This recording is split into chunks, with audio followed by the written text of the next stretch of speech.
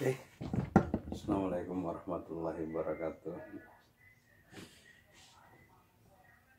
Sebenarnya ide uh, buat konten YouTube ini bukan spesialis menjadi YouTuber, cuman uh, pengen aja sih, intinya berbagi ilmu kepada anak-anak kita yang lagi belajar, ya, terutama materi mungkin anak SD yang memang uh, anak-anak sekitar rumah itu saya terima untuk mereka mau belajar, saya buka pintu kalau memang mau belajar. Dan buat saya pribadi, itulah cara saya untuk berbagi kehidupan. Ternyata sekian lama dari dulu, memang dari SMA sudah ngajar di privat juga, ya. Jadi kembali ketika kita memberikan ilmu-ilmu itu, berbagi seperti ini, ternyata kita semakin ingat. Banyak misalnya orang-orang yang pernah belajar misalnya sarjana apa dan sebagainya, mungkin terlalu sibuk ya. Kalau saya sih sibuknya paling ngurus toko seperti ini ya. Jadi kita sambil jaga toko, apa yang bisa kita lakukan. Kemudian anak-anak ponakan-ponakan di rumah juga, kita lagi punya program khusus untuk matematika.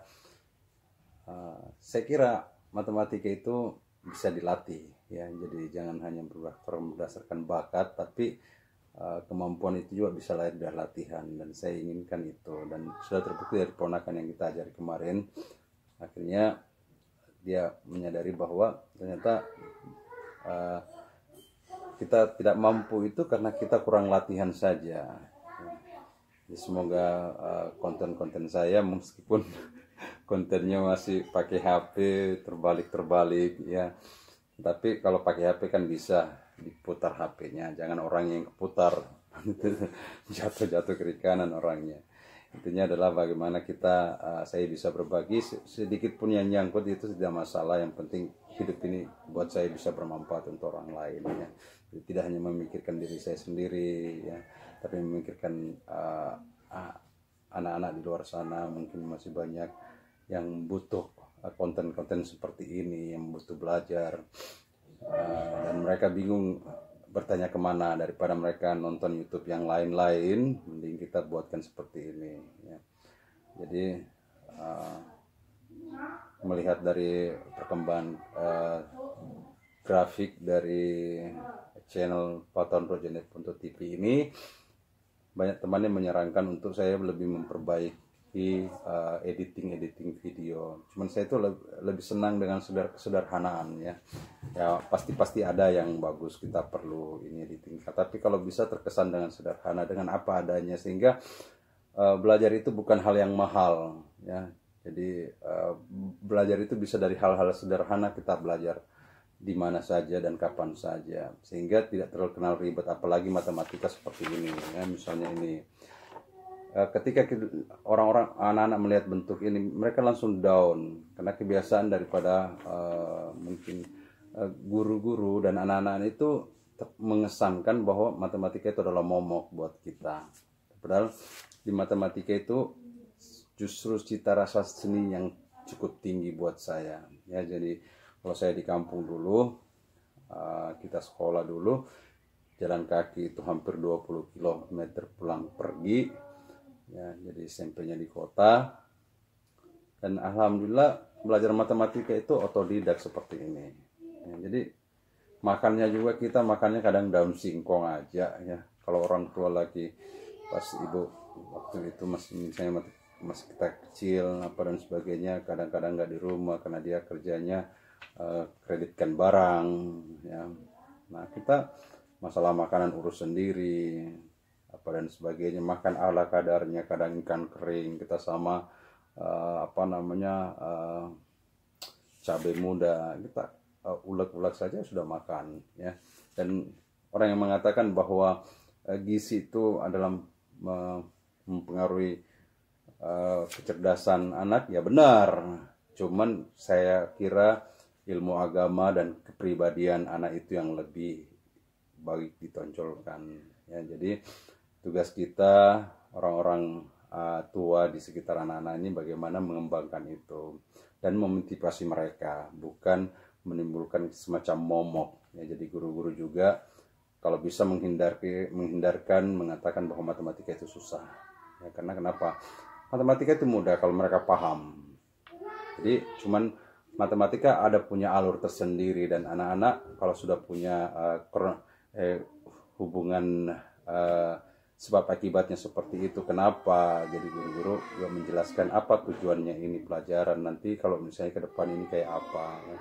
Sehingga anak-anak bisa dimotivasi lagi untuk belajar lebih baik lagi, lebih ulet lagi, lebih rajin lagi. Jadi jangan juga menjelaskan kepada anak-anak kalau sekarang ini kita rasakan bagaimana dulu kita tertarik untuk jadi sebenarnya jadi dosen, cuman nggak pernah keterima. Ya jadi guru juga pernah berapa kali. Pokok daftar PNS itu 23 kali 22 kali kayaknya, dan sempat ini sih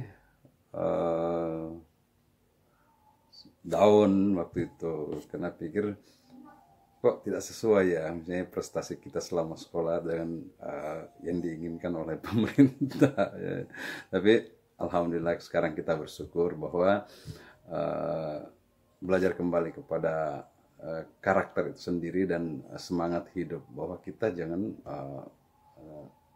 ketika terbentur dengan suatu keinginan kita lalu kita tidak ingin berbuat apa-apa, lalu saya memulailah bahwa saya ingin mengabdikan hidup saya untuk matematika, salah satunya itu yang pertama.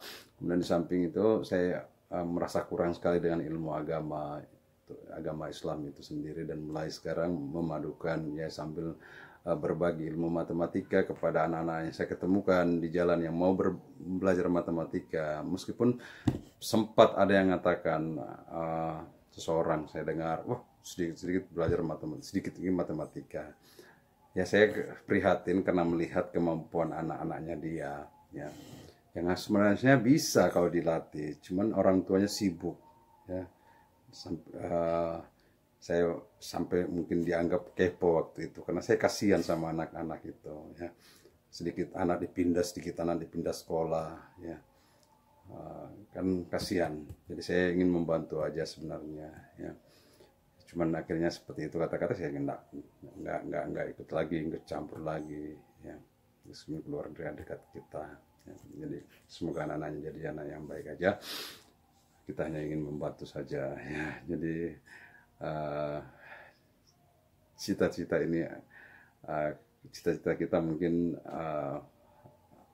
terkadang terpendam, tetapi kita masih melakukan sesuatu hal yang lebih hakiki, yang lebih membuat kita menjadikan apa yang kita lakukan itu bekal yang abadi untuk kehidupan akhirat kelak. Kemudian semoga dengan ilmu matematika ini anak-anak bisa berpikir, karena memang matematika itu berpikir logis selalu ya. Kenapa seperti ini? Oh mungkin saya urut lagi ke belakang. Itu yang saya senang dari matematika. Dan kita dulu di kampung itu enggak sempat kita belajar misalnya ngeles, bimbel apa dan sebagainya. Benar-benar kita belajar otodidak. Guru menjelaskan ini kita dengarkan, kita kerjakan soal di rumah lebih banyak dari yang disuruhkan guru ya. Meskipun ada guru SMA saya kadang bertanya, kamu sudah golongan berapa sekarang? Golongan berapa, PNS nggak lolos. Tapi cita-cita tidak boleh berakhir, kita tetap melakukan, dan Allah pasti membukakan jalan untuk masalah rezeki ya. Jadi itu bukan salah satu hanya tujuan patok seperti itu, dan teman-teman yang mungkin yang banyak di luar sana terpaku dengan hal itu, jangan. Ayo berkarya, bangkit, banyak hal yang sekitar kita yang bisa kita lihat, dan masalah rezeki itu insya Allah sudah ngatur semuanya ya. Jadi alhamdulillah, mungkin dengan tantangan seperti itu, alhamdulillah Allah menjadikan saya seperti ini. Yang awalnya menjadi saya masuk teknik sipil waktu itu karena tantangan saja. Ketika saya mengenal orang-orang yang lebih dewasa dari saya, berpuluh-puluh orang yang saya kenal di kampung mendaftar teknik sipil di Unhas terus dia tidak lolos. Nah, itu tantangan tersendiri saya ingin membuktikan dan alhamdulillah lolos waktu itu. Sebenarnya saya tidak terlalu berbakat ke situ ya. Saya lebih bakat mengajar sebenarnya, tapi karena tantangan waktu itu gaya-gayaan sekolah ya, jadi pengen masuk di situ ya. Tapi ternyata ilmunya masih dapat. Artinya ilmu itu jangan kita kaku hanya ditempatkan di satu sisi, dan kita tidak tahu perjalanan hidup. Mungkin sekarang saya masih berkecimpung di dunia toko dan sebagainya, yang diawali dengan saya menjadi asalkan di pelabuhan Semayang waktu itu, dan teman-teman pasti tidak tahu, pasti teman-teman banyak yang tidak percaya. Dan saya 2 tahun mengawali hidup ketika waktu itu adalah down sekali. Kita tidak bisa di usia sudah tidak mungkin untuk jadi PNS, akhirnya kita banting setir untuk melakukan hal itu. Dan saya menantang diri saya, kenapa saya tidak melakukannya, dan ijazah saya sebagai sarjana saya buang, maksudnya saya lempar ke belakang dulu. Saya diam-diam, saya tidak memperkenalkan diri, nanti sambil saya mengajar privat waktu itu. Nah, dari situ lahir keinginan untuk kenapa kita tidak melanjutkan ke usaha saja ya. Dan akhirnya banyak berhubungan dengan orang Cina, kerja di ekspedisi waktu itu, kebetulan kita mengelola waktu itu juga yang akhirnya semakin terbersit keinginan itu untuk memulai usaha apa saja ya. Jadi dari mulai itu gantung baju 5 pasang aja waktu itu di depan rumah ya. Jadi sempat istri juga agak sedikit merasa tidak enak dengan dirinya, kenapa sih harus dilakukan seperti itu. Cuman saya pikir selalu kita harus punya pekerjaan sendiri, kita harus punya pekerjaan kedua ya. Jadi jangan tergantung hanya satu usaha, sehingga ketika nanti ada perubahan perekonomian dan sebagainya, dunia politik itu sangat berpengaruh nanti dengan perekonomian, maka kita tidak terlindas, langsung tertimpas. Alhamdulillah. Jadi sekarang kita tularkan pengetahuan ini kepada ponakan bahwa jangan bergantung dengan ijazahmu, tetapi kamu harus mengelola kemampuan di luar dari ijazah itu sendiri. Dan manusia-manusia Indonesia harus seperti itu, anak-anak muda Indonesia harus seperti itu ya. Jangan tergantung dengan basic kamu, pendidikan kamu, sehingga kamu akan kaku. Karena kenapa? Terlalu banyak lika-liku hidup di Indonesia ini, terutama yang berhubungan dengan profesi ya. Apalagi yang berhubungan dengan PNS, banyak sekali lah, udah kita tahu umum saja itu. Tapi jangan terpaku di situ. Kita harus berkarya dan tunjukkan kualitas diri kita ya. Kualitas diri kita ya kita yang tunjukkan, nanti penilaiannya kepada orang lain ya. Dan nilai orang lain itu jangan serta-merta kita dengar, karena pasti ada yang mengecilkan, ada yang bagaimana niatnya, terserah dari kembali lagi ke niatnya ya. Jadi berawal dari modal saya bisa mengajar matematika, dan saya berniat menginfakkan sebagian hidup saya untuk matematika ini ya. Apa adanya saya buat konten seperti ini YouTube. Semoga orang tua yang mau belajar mungkin bisa memanfaatkan itu, daripada anak-anak kita bingung ya, apalagi metode pendidikan sekarang ini dengan online ya. Jadi